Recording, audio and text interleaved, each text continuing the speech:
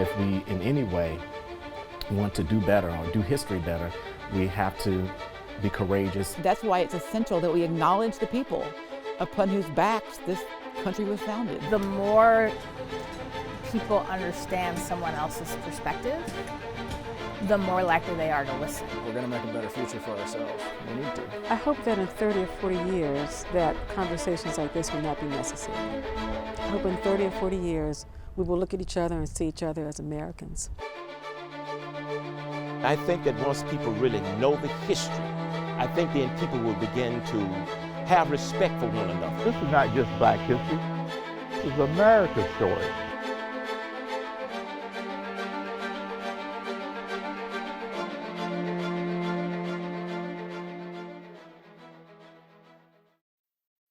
Welcome to the city of Williamsburg, Virginia's colonial capital.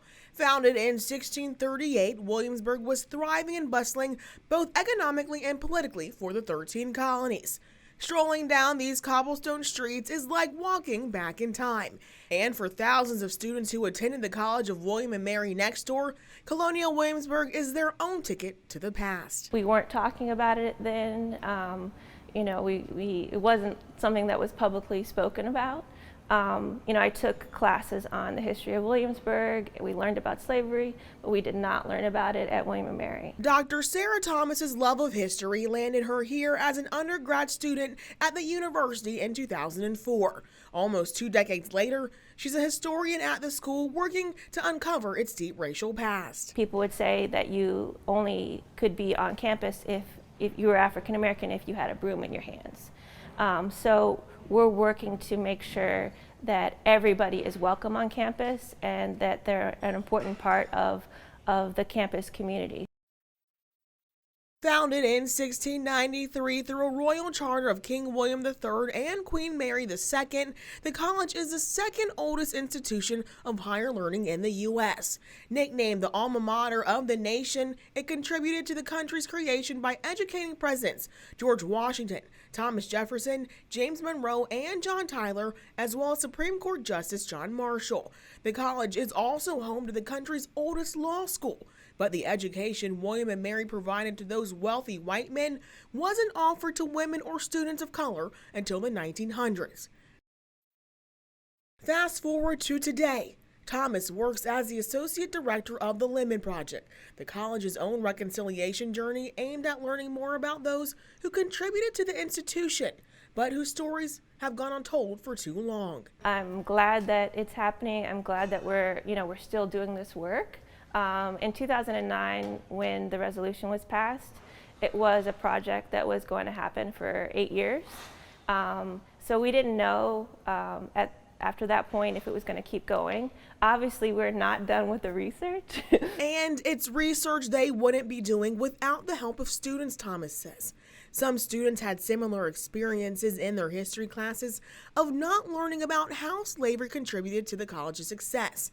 That sparked a movement, and in 2009, after student and faculty resolutions, the Board of Visitors acknowledged the school had not only owned and used slave laborers, but did nothing to stand against segregation.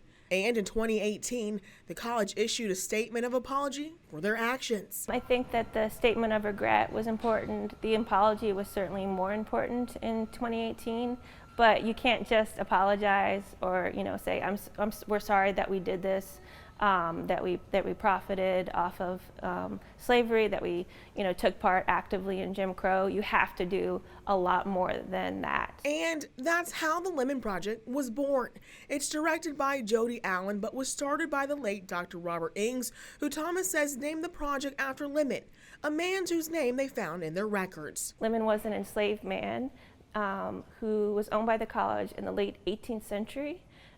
We have some glimpses of his life from the documentary record, and he's one of the enslaved people that we know the most about.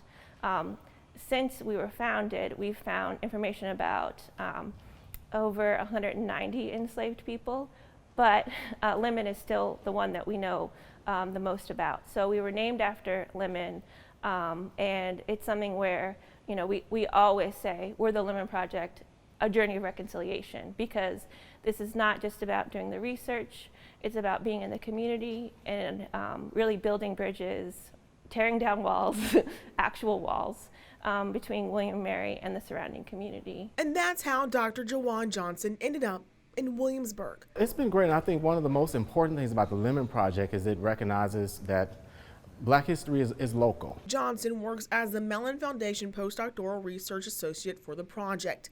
He's a social historian and started out his work documenting stories from residents in Jonesboro, Arkansas, his home state. It's just kind of been a part of my life, and it's also a part of my family tradition. I come from a family of activists and historians. Johnson's work here allows him to trace those found in the records to the Black community in Williamsburg. When I initially started the project, I focused on the Ensco B children who attended the Bray School, which was a school around 1860 to 1874 that existed. And so there was a school for free and enslaved children. And so I started focusing on Isaac B because I found his story fascinating as I looked at the runaway slave ad. And I was curious about his audaciousness. I was curious about just his life in general beyond his slave status. Who is this person? And most importantly, who are his people? But tracing these roots can be hard. While it's easier for them to find documents now than a decade ago, Johnson says they still run into roadblocks. As far as African American research, I think we're making some major headway in terms of breaking past what we call that brick wall of 1870, the first census where African Americans appear first and last name in mass in the first census following emancipation. Those records are critical, but there are other records that are helping us go beyond that, such as the Freedmen Bureau records, which is chronicling almost every aspect of African American life. I would say this is probably one of the most robust set of records of the African American experience that exists. Johnson says it's moving to read their experiences, all from violence to the smaller victories. You're finding the names of enslavers. You have people who have been newly emancipated. However, they are free, but they're entering into labor contracts with those who have enslaved them formerly. And so you see the complexities there. You see the inconsistencies. You see a lot that's going on, but you also see African Americans creating institutions. Historically Black colleges, they're establishing businesses, they're establishing benevolent societies. They're really constructing their lives against the backdrop of violence. And I think if that is just a testimony of our existence, but beyond that is their words, is their testimonies. It's phenomenal to him to be able to read those stories and engage with the community about them. I think that the stories are transformative overall. I think that's part of the wonderful work that the Lemon Project does, is that it also recognizes that Black history is living, that this is a living experience, and that the past has profound implications, but it's also tethered to the present. And to be a reminder of the past they're working to uncover while staying present with the communities, they're constructing a memorial on campus called Hearth. It's going to be something that you can't just walk by.